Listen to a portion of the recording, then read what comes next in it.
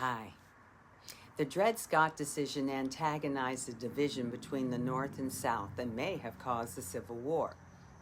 In 1799, Dred Scott was born into slavery and owned by Peter Blow in Southampton County, Virginia. In 1818, the Blow family and 5 slaves relocated to Alabama to try their hand at farming, but it was unsuccessful. They moved to slave state St. Louis, Missouri, and just before Blow died, he sold Dred to Dr. Emerson. He was a surgeon for the United States Army who moved frequently and was being posted to Rock Island, Illinois. Dred learns of his future and tries to escape, but is caught and returned to his new owner. In 1833, Dr. Emerson and Dred leave for Free State, Illinois. 4 years later, they go to Free Territory, Minnesota, where Dred meets his wife, Harriet. Emerson leaves alone for Louisiana and rents the Scotts out for hire while he's away. While in Louisiana, Emerson meets and marries Eliza Irene Sanford.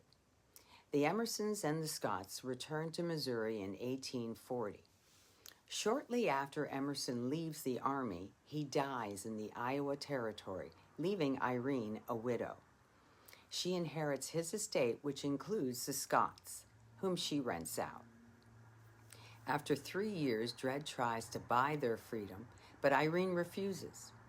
Peter Blow's children have now grown up and have decided to help the Scotts financially and legally. Dred and Harriet file separate suits for their freedom and their daughters.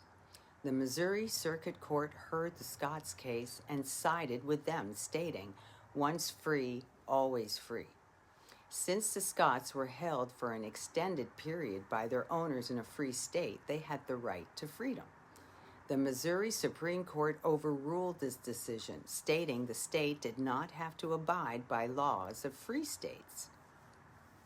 In 1850, Irene had remarried abolitionist Calvin C. Chaffee, who was attacked by newspapers for owning slaves.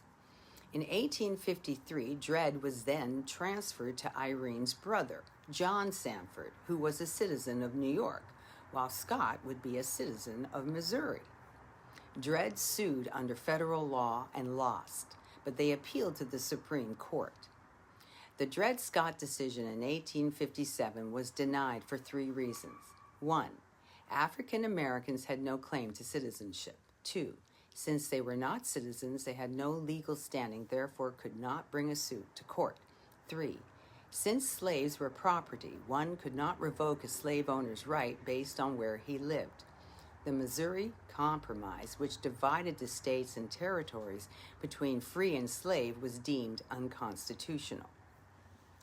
Chief Justice Roger B. Taney thought that should put an end to things. Instead, it angered people, creating an even larger division between the states and instigated a civil war. Following the ruling, the Chaffees deemed the Scotts to Taylor Blow, who gave them their freedom on May 26, 1857. Scott worked as a porter at a hotel, but unfortunately died of tuberculosis on September 1858. Even though he was able to enjoy freedom for only 16 months, his lawsuit changed everything. On his marker, it states, "The court ruled that the Scots and African Americans were not citizens of the United States." Opposition to the decision was one of the causes of the Civil War and led to the 13th, 14th, and 15th Amendment to the Constitution. The Scots' struggle for freedom stands as a defining moment in the history of the civil rights movement. And I'll just leave that right there.